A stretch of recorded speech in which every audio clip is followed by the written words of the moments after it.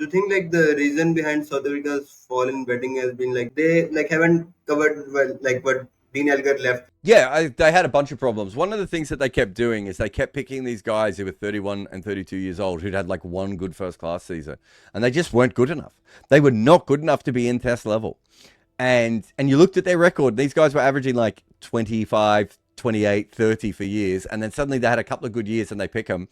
But they picked them when they were already coming down. If they picked them at 28, they would have got the good years at test level. Instead, they'd already lost their best years, right? Then, and I did a whole piece about this of like, if you look at South African cricket, there is batting talent there, right? De Zorzi is someone I've been watching for ages. Bettingham is someone I've been watching for ages. There were Brevis, Stubbs, and there were other people. Rickleton might have been on my list as well. I can't remember all of them. But there were heaps of them. And it was obvious that there was talent there, right? So, they weren't picking any of those guys.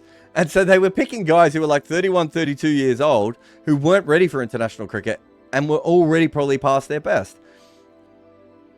Elgar wasn't making a lot of runs towards the end. They've had a bad period. They would have had a bad period anyway. But I think missing out on Wian Mulder, I mean, he's a little bit younger, so maybe not the end of the world. But not picking Brevis, not picking Stubbs, not picking Rickleton, not picking Varane, all these guys, and instead picking 31-year-old guys who've never played a test match, I just think was a terrible mistake. De Zorzi, I can't remember when I first saw De Zorzi, but I've been talking about him for 4 or 5 years.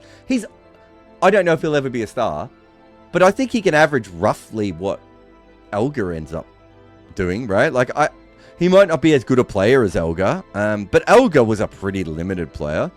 And De Zorzi is what? Averaging, how old is he now? 27. So he's about to come into his prime. In first-class cricket, he averages about 37. He's made a triple century. And in 11 test matches, he averages 30 with 1 test 100, right? If he's going to have a peak, it's the next 5 years of his life. He's now experienced in test cricket, and he's shown us enough glimpses to be like, maybe he can make it, right? They were picking dudes who hadn't even showed us any of that.